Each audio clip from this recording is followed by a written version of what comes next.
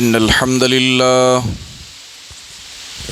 نحمده ونستعينه ونستغفره ونعوذ بالله من شرور أنفسنا ومن سيئات أعمالنا من يهده الله فلا مضل له ومن يضلله فلا هادي له وأشهد أن لا إله إلا الله وحده لا شريك له وأشهد أن محمدًا عبده ورسوله أرسله بالحق بشيرًا ونذيرًا وداعيًا إلى الله بإذنه وسراجًا منيرًا يا أيها الذين آمنوا اتقوا الله حق تقاته ولا تموتن إلا وأنتم مسلمون يا أيها الناس اتقوا ربكم الذي خلقكم من نفس واحدة وخلق منها زوجها وبث منهما رجالا كثيرا ونساء واتقوا الله الذي تساءلون به والأرحام إن الله كان عليكم رقيبا يا أيها الذين آمنوا اتقوا الله وقولوا قولا سديدا يصلح لكم أعمالكم ويغفر لكم ذنوبكم ومن يطع الله ورسوله فقد فاز فوزا عظيما أما بعد فإن خير الحديث كتاب الله وخير الهدي هدي محمد صلى الله عليه وسلم وشر الأمور محدثاتها وكل محدثة بدعة وكل بدعة ضلالة وكل ضلالة في النار أعوذ بالله السميع العليم من الشيطان الرجيم بسم الله الرحمن الرحيم إن الله لا يغير ما بقوم حتى يغيروا ما بأنفسهم معزز حاضرین جمعہ، بزرگان دین ملت، نوجوانان عظام، پردہ نشیں باعزت باعفت خواتین اسلام اور عزیز بچوں، تمام قسم کی تعریف و توصیف، بڑائی و بزرگی، عظمت و کبریائی اس اللہ وحدہ لا شریک کے لیے لائق و سزاوار ہے، جس نے ہم انسانوں کو اس دنیا کے اندر اشرف المخلوقات کا درجہ دیا اور ہماری رشد و ہدایت کے لیے، ہماری کامیابی و کامرانی کے لیے، ہماری فلاح و بہبودی کے لیے اللہ سبحانہ و تعالی نے بے شمار انبیاء کرام علیہم الصلاۃ والسلام کو اس دنیا کے اندر مبعوث فرمایا۔ بعدہ ان تمام انبیاء کرام علیہم الصلاۃ والسلام پر درود و سلام ہو، خصوصاً ہمارے اور آپ کے آخری نبی احمد مجتبیٰ محمد مصطفیٰ جناب محمد الرسول اللہ صلی اللہ علیہ وسلم پر، اللہم صلی علیہ اللہم بارک علیہ۔ معزز سامعین، آج ہم اور آپ جس دور سے گزر رہے ہیں، یہ دور بڑا فتنوں والا دور ہے۔ ہر قدم قدم پر انسان فتنوں سے دوچار ہو جاتا ہے۔ صبح کسی آزمائش میں مبتلا ہوا، شام تک ایک اور دوسری آزمائش میں مبتلا ہو گیا۔ یہ موجودہ دور کی حقیقت ہے کہ انسان فتنوں سے گھرا ہوا ہے۔ اب وہ چاہے مال کا فتنہ ہو، اولاد کا فتنہ ہو، تجارت و کاروبار کا فتنہ ہو، یا کسی بھی چیز کا فتنہ ہو، آج دیکھیے دنیا میں ہر انسان فتنوں سے گھرا ہوا ہے اور ساری چیزیں بدل رہی ہیں۔ زمانہ بدل رہا ہے، لوگوں کے لباس کے طریقے بدل رہے ہیں، لوگوں کے لہجے بدل رہے ہیں، نوجوانوں کی ترجیحات بدل رہی ہیں۔ الغرض دنیا کی تمام چیزیں بدل رہی ہیں، تبدیل ہو رہی ہیں، ساری چیزوں میں تبدیلی آ رہی ہے، اور مسلمان بھی فتنوں سے دوچار ہو کر کے مسلمان بھی بدلنا شروع ہو گیا ہے۔ آج انشاءاللہ تبارک و تعالی ہم اسی عنوان پر گفتگو کریں گے کہ موجودہ ماحول میں مسلمانوں کی ذمہ داریاں کیا ہے۔ ایک مسلمان بدلتے ہوئے ماحول میں اپنے آپ کو کس طریقے سے محفوظ رکھے، اپنا ایمان کیسے بچائے، آزمائشوں میں کیسے ثابت قدم رہے۔ آئیے دیکھتے ہیں، میں چند بنیادی باتیں بتاؤں گا انشاءاللہ۔ اس دور میں سب سے پہلی چیز یہ ہے کہ ساری چیزیں تو بدل سکتی ہیں لیکن مسلمان کبھی نہیں بدل سکتا، مسلمان کا ایمان کبھی نہیں بدل سکتا۔ جو یقین، جو توکل، جو بھروسہ اس کا اللہ تبارک و تعالیٰ پر شروع سے ہے، وہ ایمان، وہ بھروسہ، وہ توکل کبھی بھی نہیں بدل سکتا، چاہے دنیا کی تمام چیزیں تبدیل ہو جائے، چاہے لوگوں کی ساری خواہشیں تبدیل ہو جائے، لوگ بدل جائیں، لوگوں کی سوچ اور ذہنیت بدل جائے، لیکن ایک مسلمان اپنا ایمان نہیں بدل سکتا، مسلمان اپنی حالت نہیں تبدیل کر سکتا۔ ایمان کے معاملے میں سب سے پہلی چیز کیا ہے، ہماری ذمہ داری کیا بنتی ہے ایسے ماحول میں؟ سب سے پہلی چیز کہ انسان آزمائشوں کا سامنا کرے، آزمائشوں کا سامنا کرے۔ بعض دفعہ آزمائشیں آتی ہیں عذاب کی شکل میں، بعض دفعہ آزمائشیں آتی ہیں اللہ تبارک و تعالیٰ امتحان لیتا ہے، میرا بندہ پاس ہوگا یا فیل ہو جائے گا، کامیاب ہوتا ہے یا ناکام ہو جائے گا، اللہ دیکھنا چاہتا ہے، اللہ تبارک و تعالیٰ اسی لیے اللہ نے دنیا کو بنایا۔ سورہ ملک کے اندر اللہ تبارک و تعالیٰ نے فرمایا الذی خلق الموت والحیات لیبلوکم ایکم احسن عملا۔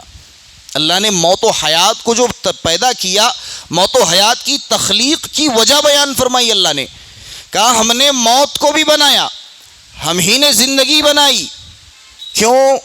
لیبلوکم ایکم احسن عملا، تاکہ ہم جان سکیں کہ تم میں سے کون اچھا عمل کرتا ہے، تم میں سے کون برا عمل کرتا ہے۔ یہ اللہ تبارک و تعالیٰ نے آزمانے کے لیے ہی ہمیں اور آپ کو پیدا کیا۔ تو سب سے پہلا کام، سب سے پہلی ذمہ داری ہمارے اور اوپر کیا عائد ہوتی ہے کہ ہم آزمائشوں کا سامنا کریں۔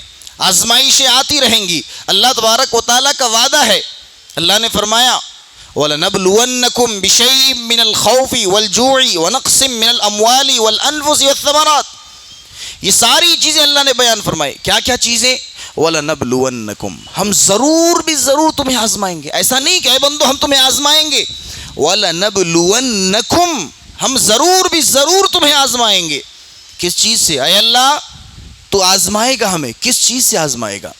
بِشَيْءٍ، کسی بھی چیز سے ہم آزما سکتے ہیں۔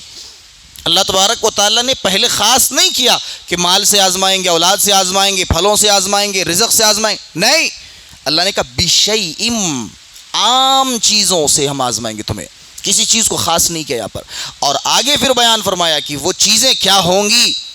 من الخوف، تمہیں بعض دفعہ ڈر سے ہم آزمائیں گے، تمہارے دل میں ایسے ایسے ڈر ہم پیدا کر دیں گے، دشمنوں کا ڈر تمہارے دل میں پیدا ہو جائے گا، تمہارے دل میں موت کا ڈر پیدا ہو جائے گا، ایسی صورت میں تم آزمائش میں پڑ جاؤ گے، اور تم آزمائش کا سامنا کیسے کرتے ہو یہ ہم دیکھنا چاہتے ہیں۔ والجوع، بھوک سے آزمائیں گے تمہیں، اللہ تبارک و تعالیٰ کہتا ہے بھوک سے آزمائیں گے، مال کو بند کر لیں گے تمہارے لیے، آسمان سے پانی برسنا بند ہو جائے گا، بھوک سے تمہیں آزمائیں گے۔ والخوف، والجوع ونقص من الاموال، مالوں کی کمی سے بھی آزمائیں گے۔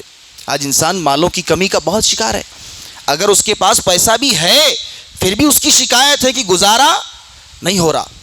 گزارا جب نہیں ہو رہا تو انسان کیا کرتا ہے؟ آزمائش آ گئی، مال کی کمی، مال کی تنگی، اللہ نے آزمائش میں مبتلا کر دیا۔ اب انسان اس آزمائش میں چاہیے کیا تھا اسے، اس کی ذمہ داری کیا بنتی ہے؟ جو ہے اللہ کا شکر ادا کر کے گزارا کر لے، لیکن انسان آزمائش میں کامیاب نہیں ہوتا، کرتا کیا ہے؟ حلال و حرام کی تمیز کیے بغیر رزق کمانے نکل جاتا ہے، حلال کی تمیز نہیں، حرام کی تمیز نہیں، کون سا پیسہ کہاں سے آ رہا ہے، کون سا کہاں جا رہا ہے، سودی کاروبار ہو، سودی لین دین ہو، انسان دیکھتا نہیں ہے۔ یہ آزمائش ہے، آنکھیں کھولیے اپنی، اللہ تبارک و تعالی ہمیں مالوں کے ذریعے سے آزما رہا ہے۔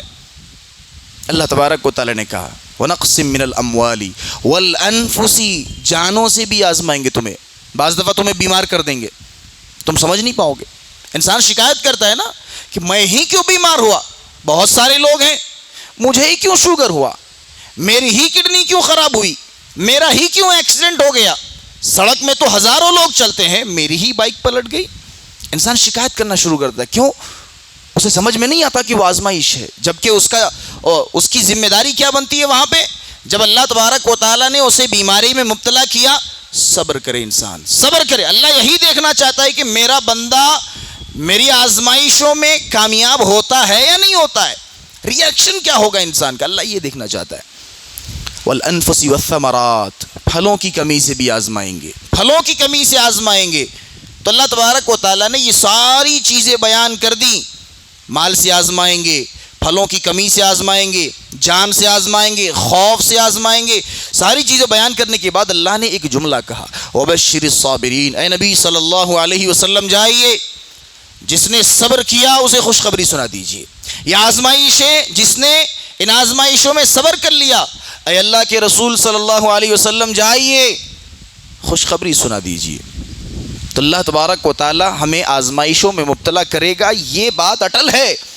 کسی نہ کسی آزمائش میں مبتلا کرے گا. یہ الگ بات ہے کہ ہو سکتا ہے ہم ساری آزمائشوں میں مبتلا نہ کیے جائیں, کسی ایک میں تو مبتلا ہو جائیں گے, کسی ایک فتنے میں تو مبتلا ہو جائیں گے.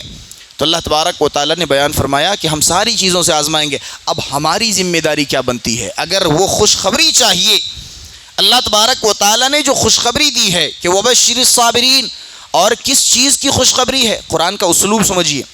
اللہ تبارک و تعالیٰ کو جب بڑی نعمت دینی ہوتی ہے, اللہ اس کو چھپا لیتا ہے, اللہ اس کو چھپا لیتا ہے. جس طریقے سے جنت کے تعلق سے جب اللہ نے بیان فرمایا فَلَا تَعْلَمُ نَفْسٌ مَّا أُخْفِيَ لَهُم مِّن قُرَّةِ أَعْيُن, کسی نفس کو معلوم ہی نہیں ہے, کسی نفس کو یہ پتہ ہی نہیں ہے کہ ہم نے ان کی آنکھوں کی ٹھنڈک کے لیے جنت میں کیا کیا چیزیں چھپا کر کے رکھی ہیں. اللہ نے بتایا نہیں, صرف بتایا جنت ہے, کیسی ہے نہیں معلوم, تھوڑی بہت اس کی تفصیل بتائی, لیکن مکمل طور پر کسی کو نہیں معلوم.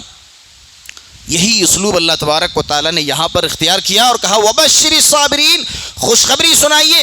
کس چیز کی خوشخبری نہیں بتائی گئی, یعنی بہت بڑی چیز ہے, صبر کرنے والوں کے لیے بہت بڑی چیز ہے جو اللہ تبارک و تعالیٰ نے ظاہر نہیں کیا. وہ کب ظاہر کرے گا؟ ہو سکتا ہے دنیا میں انسان کو ایسی ایسی خوشیوں میں مبتلا کر دے, ایسی ایسی آسائشیں اللہ تبارک و تعالیٰ دے دے, انسان حیران و پریشان ہو جائے. یا پھر آخرت کے لیے وہ خوشخبری ہو کہ اللہ تبارک و تعالیٰ آخرت میں بندے کو خوشخبری دے دے. تو یہ چیزیں ہو سکتی ہیں. تو ہماری ذمہ داری, پہلی ذمہ داری بنتی ہے کہ ہم آزمائشوں میں صبر کرنا سیکھیں, آزمائشوں میں صبر کرنا سیکھیں. یہ فتنوں کا دور ہے. اللہ کے رسول صلی اللہ علیہ وسلم نے بیان فرمایا کہ ایک دور ایسا آئے گا کہ جب انسان فتنوں میں اس طرح گھر جائے گا, فتنہ اس طرح جو ہے بازار میں عام ہو جائے گا جس طرح رات میں تاریکی عام ہو جاتی ہے. رات میں جب اندھیرا چھا جاتا ہے نا, اللہ کے رسول کہتے ہیں کقطع اللیل المظلم, اسی طریقے سے فتنہ بھی چھا جائے گا. فتنہ تمام جگہوں پہ فتنہ ہو جائے گا. اور کیسا فتنہ ہوگا؟ انسان صبح میں مسلمان ہے, شام میں کافر ہو جائے گا, شام میں مسلمان ہے, صبح کافر ہو جائے گا. اسے معلوم نہیں ہوگا, اسے اندازہ نہیں ہوگا کہ میرا ایمان کہاں جا رہا ہے, لیکن در حقیقت وہ ایمان سے نکلتا جائے گا. شام میں اس کا ایمان ٹھیک ہے, صبح ہوتے ہوتے اس کا ایمان چلا گیا. صبح میں ایمان ٹھیک ہے, شام ہوتے ہوتے ایمان چلا گیا. لہٰذا اللہ تبارک و تعالیٰ نے بھی ہمیں بتا دیا کہ آزمائش میں مبتلا ہونا ہے. اللہ کے رسول صلی اللہ علیہ وسلم نے بھی بتا دیا کہ فتنوں کا دور آنے والا ہے. ذمہ داری کیا بنتی ہے؟ استقامت اختیار کریں, ثابت قدمی اختیار کریں, آزمائشوں کا سامنا کرنا سیکھیں. یہ پہلی ذمہ داری ہماری اور آپ کی بنتی ہے. دوسری ذمہ داری ایمان کی حفاظت کرنا. ان فتنوں کے ساتھ ساتھ ایمان کی حفاظت کرنا. صرف صبر کر لینا کافی نہیں ہے, ایمان کی حفاظت بہت ضروری ہے. آج ایمان بک جا رہا ہے, چھوٹی چھوٹی باتوں میں انسان کا ایمان چلا جا رہا ہے, جبکہ اللہ تبارک و تعالیٰ نے بیان کر دیا. آج ہم لوگ کہتے ہیں کہ نہیں, سب لوگ کر رہے ہیں, ہم بھی کر لیں گے تو کیا ہو جائے گا. دنیا کے سارے لوگ کر رہے ہیں, بڑے بڑے مالدار, شہرت یافتہ, عزت دار لوگ بھی وہ کام کر رہے ہیں, فلاں کام کر رہے ہیں, ہم کر لیں گے تو کیا ہو جائے گا. نہیں, ہم کر لیں گے تو ہمارا ایمان بدل جائے گا, ہم کر لیں گے تو ہماری ایمان کی دھجیاں اڑ جائیں گی. ٹخنے سے نیچے پہننے کا رواج آ گیا, داڑھی کاٹنے کا رواج آ گیا. اب اگر ہم یہ کہنا شروع کر دیں کہ لوگ داڑھی کاٹتے ہیں, لوگ ٹخنے سے نیچے کپڑے پہنتے ہیں, تو کیا ہو گیا, ہم بھی پہن لیں گے. نہیں, ایمان خراب ہو جائے گا. ایمان خراب ہو جائے گا. جبکہ اللہ تبارک و تعالیٰ نے اعلان کر دیا اب ایمان مکمل ہو چکا, دین اسلام مکمل ہو چکا, نہ اس میں کوئی کمی ہوگی نہ کوئی بیشی ہوگی. اللہ نے فرمایا سورہ مائدہ کے اندر الیوم اکملت لکم دینکم واتممت علیکم نعمتی ورضیت لکم الاسلام دینا. اے لوگو, اللہ کے رسول صلی اللہ علیہ وسلم اپنا سارا ذمہ ادا کر دیتے ہیں, اپنی ساری ذمہ داری ادا کر دیتے ہیں. اللہ کے رسول صلی اللہ علیہ وسلم کو جو ذمہ داری اللہ تبارک و تعالیٰ کی جانب سے دی گئی تھی کہ اے نبی آپ پہنچائیے, یا ایھا الرسول بلغ ما انزل الیک من ربک, آپ کے رب کی جانب سے جو کچھ نازل کیا گیا ہے اے نبی صلی اللہ علیہ وسلم آپ کی ذمہ داری بنتی ہے کہ آپ اپنی قوم تک ان باتوں کو پہنچا دیجیے. اللہ کے رسول صلی اللہ علیہ وسلم نے اپنی ذمہ داری ادا کر دی. اللہ تبارک و تعالیٰ نے آسمانوں سے آیتیں نازل کی. بعض روایت کے مطابق یہی آیت آخری آیت ہے, نزول کے اعتبار سے یہی آیت آخری آیت ہے. اللہ نے آیت نازل کی الیوم اکملت لکم دینکم واتممت علیکم نعمتی ورضیت لکم الاسلام دینا. اے لوگو سنو, آج ہم نے تمہارے لیے تمہارے دین کو مکمل کر دیا. واتممت علیکم نعمتی, اور ہم نے تم پر اپنی نعمتیں بھی تمام کر دیں, ساری نعمتیں بچھا دیں, ساری نعمتوں کی برسات کر دی. اب تم پر ہے کہ تم ان نعمتوں کو کتنا حاصل کرتے ہو اور کتنا گنوا دیتے ہو. فرمایا گیا واتممت علیکم نعمتی ورضیت لکم الاسلام دینا, اور ایسا نہیں ہے کہ تم جس اسلام میں ہو, جس دین کے ماننے والے ہو, وہ دین مجھے پسند نہیں ہے. دین تو مکمل ہو گیا, لیکن تمہارے ذہن میں کہیں یہ شگاف نہیں ہونا چاہیے, تمہارے دلوں میں اور تمہارے ذہنوں میں یہ خیال نہیں آنا چاہیے کہ یہ دین بڑا پرانا دین ہے اور اس کی سوچ بھی بہت پرانی ہے, اس کی تہذیب بھی بہت پرانی ہے. اللہ تبارک و تعالیٰ نے بیان فرمایا وَرَضِّيتُ لَكُمُ الْإِسْلَامَ دِينًا, ہم تمہارے اسی اسلام سے خوش ہیں, تمہارے اس اسلام سے خوش ہیں. اللہ تبارک و تعالیٰ نے کب بیان فرمایا؟ 1450 سال پہلے یہ آیت کریمہ نازل کر دی. یہ آیت کریمہ نازل کر دی اور اسی وقت بتایا. مجمع میں صحابہ کرام ہیں, جناب محمد الرسول اللہ صلی اللہ علیہ وسلم ہے, بڑے بڑے متقی پرہیزگار نیک بخت لوگ موجود ہیں. اللہ تبارک و تعالیٰ نے ایسے مجمع میں آیت کریمہ نازل کی اور کہا وَرَضِّيتُ لَكُمُ الْإِسْلَامَ دِينًا, ہم اب تمہارے اسلام سے خوش ہو گئے, تمہارے اسلام سے ہم خوش ہو گئے. نہ اس میں اب کوئی کمی واقع ہوگی, اب نہ اس میں کوئی بیشی واقع ہوگی. اللہ نے فرما دیا ان الدین عند اللہ الاسلام, کمی بیشی تو ہوگی نہیں, اور اللہ کے نزدیک دوسرا دین بھی قابل قبول نہیں ہے. آج ہم کیا کرتے ہیں؟ یہودیوں کا طرز اپناتے ہیں, یہودیوں کی زندگی کو ہم دیکھتے ہیں, ان کا اٹھنا بیٹھنا کیسا ہے, ان کا فیشن کیسا ہے, ان کی زندگی کیسی گزر رہی ہے, ان کا پہننا اوڑھنا کیسا ہے, ان کا اٹھنا بیٹھنا کیسا ہے. آج ہم فیشن میں چلے گئے. اس نے چہرہ بنایا, اس نے داڑھی کاٹی, خوبصورت لگنے لگا, ہم نے بھی داڑھی کاٹ لی. اس نے ٹخنے سے نیچے کپڑا پہنا, ہم نے بھی ٹخنے سے نیچے کپڑا پہن لیا. اس نے بالوں کو چاروں طرف سے مونڈ لیا, سامنے بڑا رکھا, ہم نے بھی ویسا کر لیا. کیوں؟ ہمیں ان کی وہ چیزیں اچھی لگ رہی ہیں, جبکہ اللہ تبارک و تعالیٰ نے بہت پہلے اعلان کر دیا وَرَضِّيتُ لَكُمُ الْإِسْلَامَ دِينًا, ہم تمہارے اسلام سے راضی ہیں. تمہارا جو عمل ہے, صحابہ کا جو عمل تھا, اسی عمل پر اگر کوئی قائم رہے, اللہ کہتا ہے ہم اسی اسلام سے راضی ہیں, بدلنے کی ضرورت نہیں ہے. آج ہم اور آپ یہودیوں کی مشابہت اختیار کرتے ہیں, یہودیوں کا طرز اپناتے ہیں, یہودیوں کی طرز زندگی اپناتے ہیں. یہ آج ہماری کمی ہے. لہذا ذمہ داری کیا عائد ہوئی؟ ایمان کی حفاظت کرنا, ایمان کی حفاظت کرنا. اور اس میں مایوس ہونے والی بات نہیں ہے, مایوس ہونے والی بات نہیں ہے کہ انسان بدل جائے گا حالات کے ساتھ ساتھ. آج ہماری اور آپ کی سب سے بڑی ذہنیت یہ ہے کہ ہم بدل سکتے ہیں. جب زمانہ بدل رہا ہے تو زمانے کے ساتھ ساتھ ہم بھی بدل جائیں گے. بدلنا زمانے کو ہے, وقت بدلے گا, حالات بدلیں گے, تہذیب بدلے گا, لباس بدلے گی, ایمان نہیں بدل سکتا, ایمان نہیں بدل سکتا. حضرت نوح علیہ السلام کتنے لمبے عرصے تک دعوتی کام کرتے ہیں, کتنے لمبے عرصے تک. اللہ تبارک و تعالیٰ نے قرآن حکیم کے اندر بیان فرمایا 950 سال معمولی مدت نہیں ہے, یہ معمولی عرصہ نہیں ہے. 950 سال تک حضرت نوح علیہ السلام اپنی قوم کو پکارتے رہے, دعوت دیتے رہے. ان کی قوم نے ان کی بات نہیں مانی، ان کی قوم نے سرکشی کی۔ نوح علیہ السلام نے اللہ سے فریاد کی، کتنی بہترین فریاد، کتنی تڑپ کر کے فریاد کی۔ قال رب انی دعوت قومی لیلا ونہارا فلم یزدہم دعائی الا فرارا وانی کلما دعوتہم لتغفر لہم جعلوا اصابعہم فی آذانہم واستغشوا ثیابہم واسروا واستکبروا استکبارا۔ اللہ تبارک و تعالیٰ کے سامنے ہاتھ اٹھاتے، بارگاہ الہی میں دست اٹھاتے ہیں اور اللہ سے کہتے ہیں اللہ میں نے اپنی قوم کو صبح شام دعوت دی، لیکن اللہ جب میں نے انہیں دعوت دی، میں جب ان کے سامنے تیرا تذکرہ کرتا تھا، اے اللہ ان لوگوں کا رویہ ایسا تھا کہ میری بات سن کر کے یہ لوگ اپنے انگلیوں کو اپنے کانوں میں ڈال لیا کرتے تھے، اپنے اوپر کپڑا ڈال لیا کرتے تھے تاکہ میری بات نہ سنیں۔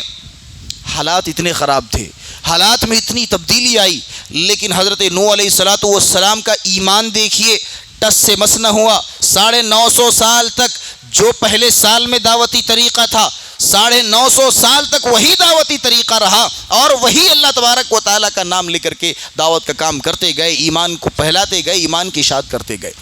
کوئی تبدیلی آئی ان کے اندر؟ 950 سال کے اتنے لمبے عرصے میں، اتنے لمبے وقفے میں کوئی تبدیلی نہیں آئی۔ ابراہیم علیہ السلام سے بھی کیسا سلوک کیا گیا۔ حضرت ابراہیم علیہ السلام یہ وہ نبی ہیں جو اللہ تبارک و تعالیٰ کے خلیل بھی ہیں، ہم انہیں اچھی طریقے سے جانتے ہیں۔ قربانی کا جب جب موسم آتا ہے، قربانی کا جب جب وقت آتا ہے، ہم اور آپ حضرت ابراہیم علیہ السلام کی سیرت کو سنتے ہیں۔ اللہ تبارک و تعالیٰ نے ابراہیم علیہ السلام کو ایک ایسے گھرانے میں پیدا کیا جہاں ان کا باپ خود بت پرست تھا۔ ان کا باپ بت کی پوجا ہی نہیں بلکہ اپنے ہاتھوں سے بتوں کو بنا کر کے بازار میں بیچا کرتا تھا۔ ابراہیم علیہ السلام بڑے ہوئے، انہیں شعور آیا، جب عقل آیا، اللہ تبارک و تعالیٰ کی کھوج میں نکل گئے کہ نہیں یہ نہیں ہو سکتا کہ میرا باپ خود اپنے ہاتھوں سے مورتی بنائے اور اسی مورتی سے مانگنے لگ جائے، اس مورتی کو بیچنے بھی لگ جائے۔ یہ معبود ٹھیک نہیں ہے، یہ معبود درست نہیں ہے، یہ معبود حقیقی نہیں ہے۔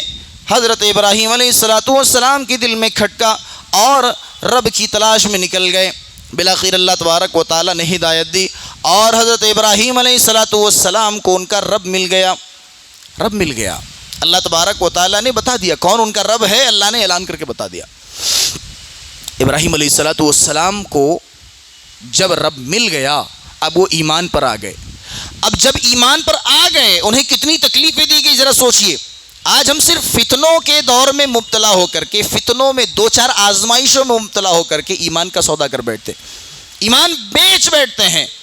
ابراہیم علیہ السلام کو نمرود کے سامنے پیش کیا گیا۔ نمرود نے کہا ابراہیم تم نے بڑی سرکشی کی ہے۔ اپنے سرداروں سے کہا، اپنے خادموں سے کہا کہ چلو آگ جلاؤ، آگ بھڑکائی جائے، ابراہیم کو اس آگ میں ڈالیں گے۔ ہم اور آپ وہاں پر ہوتے کیا کرتے؟ سامنے آگ ہے، سامنے موت ہے، ہمارا ایمان کیا اتنا مضبوط ہے کہ آج ہم اور آپ اپنے ایمان کو بچانے کے لیے اپنی جان کا نذرانہ پیش کر دیں؟ نہیں ہے، ہمارا ایمان اتنا مضبوط نہیں ہے۔ لیکن ابراہیم علیہ السلام کون ہیں؟ خلیل اللہ ہیں، اللہ کے جگری دوست ہیں۔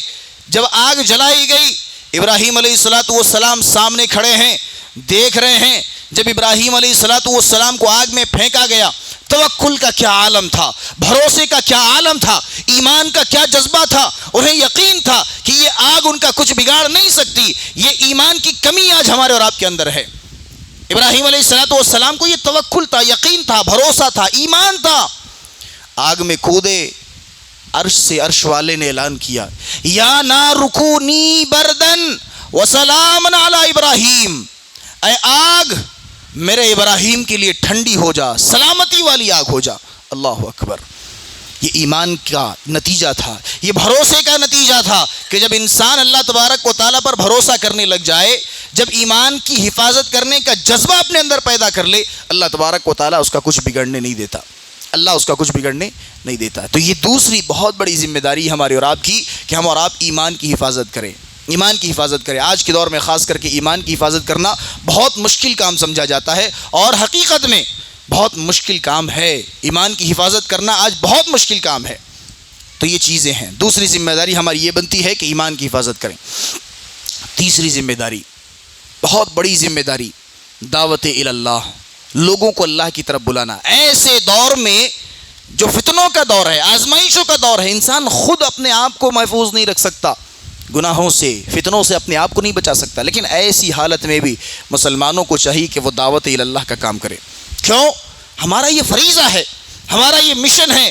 اللہ تبارک و تعالیٰ نے ہمیں اور آپ کو یہ جو خیر امت کا ٹائٹل دیا، خیر امت کا جو یہ لقب دیا، کیوں دیا؟ کیا لگتا ہے ہم میں کیا خاص بات ہے؟ ہم میں کیا خاص بات ہے کہ اللہ تبارک و تعالیٰ نے ساری امتوں میں، حضرت آدم کی امت ہے، نوح علیہ السلام کی امت ہے، ابراہیم کی امت ہے، موسیٰ کی امت ہے، یعقوب کی امت ہے، یہ ساری امتوں میں اللہ تبارک و تعالیٰ نے کسی کو خیر امت کا لقب نہیں دیا، لیکن ہمیں خیر امت کا لقب دے دیا۔ کیوں؟ اللہ نے ہمارے اوپر ذمہ داری عائد کی۔ ذمہ داری عائد کی، کیسی ذمہ داری؟ فرمایا گیا کنتم خیر امت اخرجت للناس تأمرون بالمعروف وتنہون عن المنکر وتؤمنون باللہ۔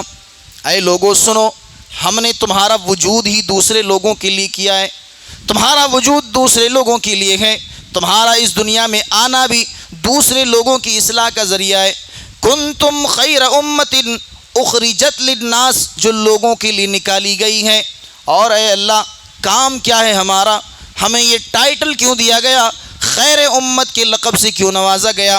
اللہ فرماتا ہے کنتم خیر امت اخرجت للناس تأمرون بالمعروف وتنہون عن المنکر وتؤمنون باللہ۔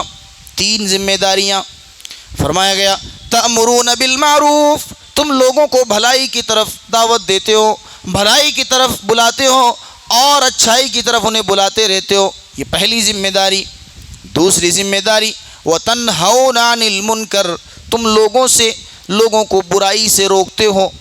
کوئی بھی آدمی برائی کرے، ہماری ذمہ داری کیا بنتی ہے؟ اسے جا کر کے سمجھانا، یہ درست نہیں ہے، ہماری ذمہ داری۔ ایسا نہیں ہم سوچ سکتے فلاں برائی کر رہا ہے تو میرا کیا جا رہا ہے، فلاں آدمی برائی میں مبتلا ہے، وہ شراب پی رہا ہے، میرا کیا جا رہا ہے، وہ جھوٹ بول رہا ہے، میرا کیا جا رہا ہے؟ نہیں، اللہ نے ہمارے اوپر ذمہ داری عائد کی ہے، ہمیں روکنا ہوگا۔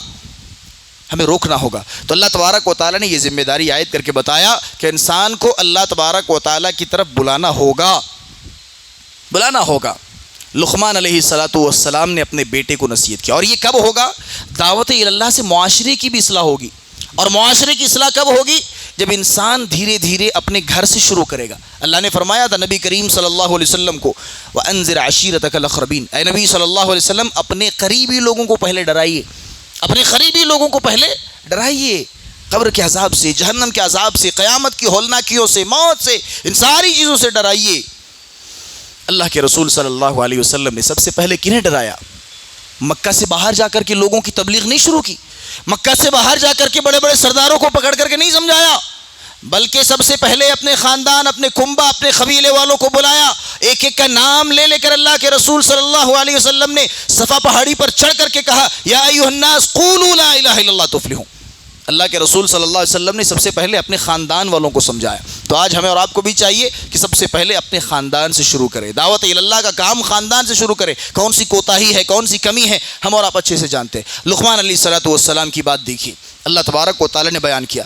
لقمان حکیم، لقمان علیہ السلام نے اپنے بیٹے کو نصیحت کی، اور کتنی بہترین نصیحت کی۔ فرمایا یا بنی اقم الصلاۃ، اس سے پہلے ایک اور نصیحت، یا بنی لا تشرک باللہ ان الشرک لظلم عظیم، اے میرے بچے، انداز گفتگو دیکھیے، باپ کا خطاب دیکھیے بیٹے سے، کتنا نرم اور کتنا گفتار ہے۔ کہا گیا یا بنی، اے میرے بچے، اے میرے بیٹے، لا تشرک باللہ، اللہ کے ساتھ کبھی شرک نہ کرنا، اللہ کے ساتھ کبھی شرک نہ کرنا۔ آج ہم کرتے ہیں یہ، بیٹے کو کہتے ہیں بیٹے کو کہ بیٹا شرک نہیں کرنا، بیٹے کا نماز کا طریقہ درست نہیں، ہم کچھ نہیں کہتے، بیٹے کے ہاتھوں میں تعویذ ہے، گلے میں تعویذ ہے، کمر میں دھاگا ہے، ہم کچھ نہیں کہتے۔ لقمان علیہ السلام نے کہا یا بنی لا تشرک باللہ، اے میرے بچے، اے میرے بیٹے، اے میرے لخت جگر، اے میرے نور نظر، اللہ کے ساتھ کبھی کسی کو شریک نہیں کرنا. ان الشرک لظلم عظیم. وجہ بھی بتلائی کیوں نہیں شرک کرنا. شرک بہت بڑا گناہ ہے, بہت بڑا گناہ ہے, اتنا بڑا گناہ ہے کہ اللہ معاف نہیں کرتا. انسان اگر بغیر توبہ کے مر جائے اللہ معاف نہیں کرتا, یہ اتنا بڑا گناہ ہے. تو اللہ تبارک و تعالیٰ نے لقمان علیہ السلام کا یہ واقعہ قرآن حکیم کے اندر بیان کر کے ہمیں اور آپ کو بتایا کہ امت کی یہ بہت بڑی ذمہ داری بنتی ہے کہ وہ لوگوں کو دعوت اللہ کی طرف بلائیں, اللہ کی طرف دعوت دیں, اللہ کے دین کے بارے میں, توحید کے بارے میں بتائیں. اور 2-4 باتیں بیان کر کے میں اپنی بات ختم کرتا ہوں انشاءاللہ. یہ تیسری ذمہ داری تھی ہماری. چوتھی ذمہ داری, بہت بڑی ذمہ داری یہ ہے کہ ملک کے حالات کے لیے دعا کرنا. اور یہ کوئی ہمارا خود کا ایجاد کردہ نہیں ہوگا, بلکہ ابراہیم علیہ السلام نے بھی یہی کام کیا تھا. جب اٹھ کر کے وہ مکہ آئے, مکہ میں بسنے کے لیے آئے, کیا دعا کی تھی انہوں نے, یاد کیجئے. ابراہیم علیہ السلام نے دعا کی, کتنی بہترین دعا کی. فرمایا اللہ تبارک و تعالیٰ نے سورہ بقرہ کے اندر اسے محفوظ کر دیا. وَإِذْ قَالَ إِبْرَاهِيمُ رَبِّ اجْعَلْ هَذَا بَلَدًا آمِنًا. اے اللہ, اے میرے پروردگار, اے میرے مالک, رب اجعل ھذا بلدن آمنا, اے اللہ اس بستی کو تو امن والا بنا دے, اس بستی کو تو سکون والا گہوارہ بنا دے, اس بستی میں تو سکون کا گہوارہ قائم کر دے. اللہ تبارک و تعالیٰ نے حضرت ابراہیم علیہ السلام کی یہ دعا بیان فرمائی, اور اس دعا کو بیان کر کے ہمیں اور آپ کو یہ پیغام دیا, ہمیں اور آپ کو یہ نصیحت کی کہ اے لوگوں, جہاں پر تم بستے ہو وہاں کی امن و سلامتی کے لیے تمہارے لیے دعا کرنا ضروری ہے. کیونکہ اگر ملک کے حالات بگڑ گئے اور جہاں پر ہم اور آپ رہتے ہیں یہاں کا ماحول بدل گیا, یہاں فتنوں میں ہم اور آپ 2-4 ہو گئے, یہاں ساری چیزیں بگڑ گئیں, پھر انسان کسی بھی چیز میں من نہیں لگا سکتا. کوئی بھی عبادت کر لیں, عبادت میں خلل واقع ہوگی, سکون نہیں ہے تو عبادت نہیں کر سکتے. دیش کے, ملک کے حالات درست ہونے چاہیے. آج ہم یہ بھی کہتے ہیں, کسی بھی معاملے کو لے لیجئے, دیش کا کوئی بھی معاملہ, ملک کا کوئی بھی معاملہ, ہم کہتے ہیں ہمارا کیا ہے اس میں بھائی, ہمارا کیا ہے. لوگ جو کر رہے ہیں کر لیں گے, لوگ سڑکوں میں اترے ہیں اتر کر کے وہ اپنا کام کر لیں گے, ہمیں جانے کی کیا ضرورت ہے. ہماری کوئی ذمہ داری نہیں بنتی. کیوں؟ کیا ہم اس ملک کے نہیں ہیں؟ کیا ہماری ذمہ داری نہیں بنتی ہے اس ملک کو سلامت رکھنا؟ کیا ہماری ذمہ داری نہیں بنتی ہے کہ اللہ تبارک و تعالیٰ کی اس زمین میں سکون قائم کرنا, امن قائم کرنا؟ بالکل بنتی ہے. پھر ہم اور آپ آنکھیں کیوں بند کر لیتے ہیں؟ جب کوئی بات بھی کرے, بات کرنے سے بھی ہم اور آپ منع کرتے, نہیں بات نہیں کرنا, ہماری حکومت نہیں ہے, ہماری سرکار نہیں ہے. کبھی ہم نے یہ سوچا کہ ہماری حکومت کیوں نہیں, ہماری سرکار کیوں نہیں, ہم نے کبھی یہ کیوں نہیں سوچا. ہم یہ تو کہہ دیتے ہیں اسلامی نظام نہیں ہے, اسلامی حکومت نہیں ہے, لیکن ہم نے یہ نہیں جانا, ہم نے یہ نہیں سوچا, ہم نے اس بات پر غور و تدبر نہیں کیا کہ ہماری حکومت کیوں نہیں, ہماری سرکار کیوں نہیں ہے. اللہ تبارک و تعالیٰ نے تو اعلان کر دیا تھا, وَلَا تَهِنُوا وَلَا تَحْزَنُوا وَأَنْتُمُ الْأَعْلَوْنَ إِن كُنتُم مُؤْمِنِينَ. اے لوگو, ڈرو نہیں, غمگین نہ ہو. وَأَنْتُمُ الْأَعْلَوْنَ, تم ہی سربلند رہو گے, تم ہی کامیاب رہو گے, تمہارا ہی اقتدار رہے گا, تمہاری حکومت ہوگی, تمہارا سرکار ہوگا, تمہاری ہی ساری چیزیں ہوگی, تم ہی غالب ہوگے. ان کنتم صادقین, ایک, ان کنتم مؤمنین, ایک شرط, دوسری کوئی شرط نہیں. اللہ تبارک و تعالیٰ نے ایک شرط عائد کی, ان کنتم مؤمنین, اگر تمہارے اندر ایمان ہے, اگر تم مومن ہو جاؤ, تمہارے اندر اگر ایمان آ گیا, اللہ کہتا ہے کہ تمہارا اقتدار ہوگا, تمہاری حکومت ہوگی, تمہاری سرکار ہوگی, تمہارا ہی بول بالا ہوگا, تم غالب رہو گے. ہم نے اس پہلو پر کبھی غور نہیں کیا. لہٰذا ہمیں اور آپ کو دعا کرنا چاہیے اللہ تبارک و تعالیٰ سے ملک کی سلامتی کے لیے, ملک کے حالات کی درستگی کے لیے ہمیں اور آپ کو اصلاح کرنی چاہیے, دعا کرنی چاہیے. ایک آخری بات بیان کر کے اپنی بات ختم کرتا ہوں. ہماری 5ویں ذمہ داری یہ عائد ہوتی ہے کہ ہم موت کو یاد کریں اور دنیا سے بے رغبتی اختیار کریں. بہت بڑی ذمہ داری ہے. ہمیں اور آپ کو سمجھ میں نہیں آتا یہ کہ کتنی بڑی ذمہ داری ہے. اللہ کے رسول صلی اللہ علیہ وسلم صحابہ کے مجمع میں بیٹھے ہیں, اعلان کرتے ہیں. اللہ کے رسول صلی اللہ علیہ وسلم کہتے ہیں, اے صحابہ سنو, ایک ایسا وقت آنے والا ہے, ایک ایسا دور آنے والا ہے جب غیر قوم تم پر ٹوٹ پڑے گی, اور اس طرح ٹوٹ پڑے گی جیسے دسترخوان پر ایک بھوکھا ٹوٹ پڑتا ہے. صحابہ پریشان, کون سا زمانہ ہے, صحابہ ہر طرف فتح کر رہے ہیں, روم فتح ہو رہا ہے, ایران کو فتح کر رہے ہیں, اور ملک شام کو فتح کر رہے ہیں، ساری جگہوں پر مسلمانوں کا قبضہ ہے۔ ایسی حالت میں اللہ کے رسول صلی اللہ علیہ وسلم کہتے ہیں، اے لوگوں سنو، اے ساتھیو سنو، ایک ایسا دور آنے والا ہے جب دوسرے اقوام تم پر ایسے ٹوٹ پڑیں گے جیسے دسترخوان پر بھوکے ٹوٹ پڑتے ہیں۔ صحابہ نے سوال کیا، اے اللہ کے رسول یہ تو بتائیے، کیا اس وقت ہم تعداد میں کم ہوں گے؟ کیا ہماری تعداد کم ہوگی؟ اللہ کے رسول صلی اللہ علیہ وسلم نے بیان فرمایا، نہیں، تعداد میں تم کم نہیں ہوگے، تمہاری تعداد کم نہیں ہوگی، بلکہ تم آج سے بھی زیادہ تعداد میں ہوگے، تمہاری تعداد آج سے بھی زیادہ ہوگی۔ پوچھا اللہ کے رسول پھر وجہ کیا ہوگی؟ دوسرے قوم کے لوگ ہم پر کیوں ٹوٹ پڑیں گے؟ اللہ کے رسول نے بیان فرمایا، تمہارے دلوں میں ایک بیماری پیدا ہو جائے گی، وہن نام کی بیماری پیدا ہو جائے گی۔ وہن، یہ وہن کیا چیز ہے؟ صحابہ نے پوچھا اللہ کے رسول یہ وہن ہے کیا چیز؟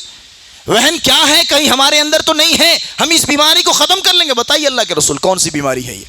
اللہ کے رسول نے ایک جملے میں بیان فرمایا، حب الدنیا و کراہیت الموت، دنیا سے محبت اور موت سے نفرت پیدا ہو جائے گی تمہارے دلوں میں، تب تمہارے دوسرے قوم کے لوگ تمہارے اوپر ٹوٹ پڑیں گے۔ اور کیسے ٹوٹ پڑیں گے؟ جیسے دسترخوان پر بھوکا ٹوٹ پڑتا ہے۔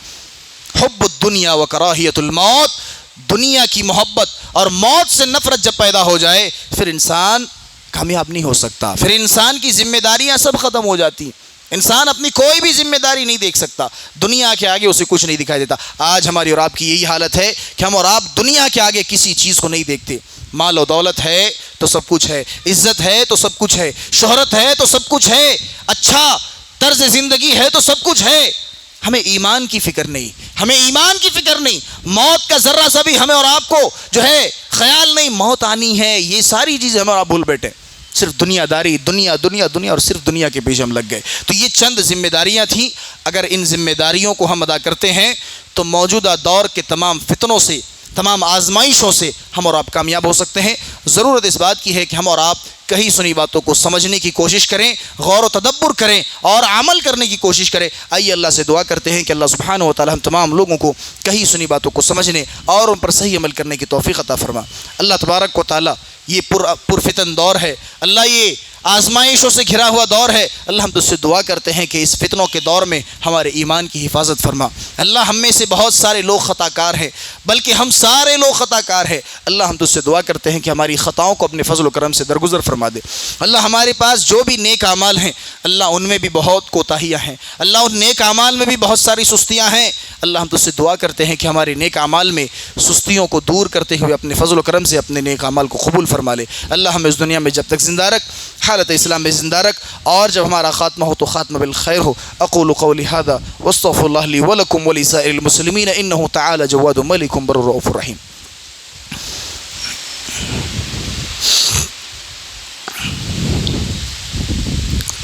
ان الحمد للہ نحمده ونستعینه ونستغفره ونعوذ باللہ من شرور انفسنا ومن سیئات اعمالنا، من يهده الله فلا مضل له ومن يضلله فلا هادي له، وأشهد أن لا إله إلا الله وحده لا شريك له، وأشهد أن محمدا عبده ورسوله، أما بعد فإن خير الحديث كتاب الله، وخير الهدي هدي محمد صلى الله عليه وسلم، وشر الأمور محدثاتها، وكل محدثة بدعة، وكل بدعة ضلالة، وكل ضلالة في النار۔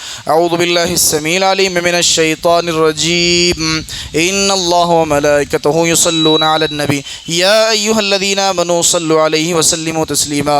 معزز سامعین، دعا کی درخواست آئی ہے جناب عبدالوہاب صاحب کی خالہ، جناب عبدالوہاب صاحب جو اس مسجد کے خادم بھی ہیں، آپ لوگ اچھی طرح جانتے ہوں گے، ان کی خالہ کی طبیعت کافی ناساز ہے۔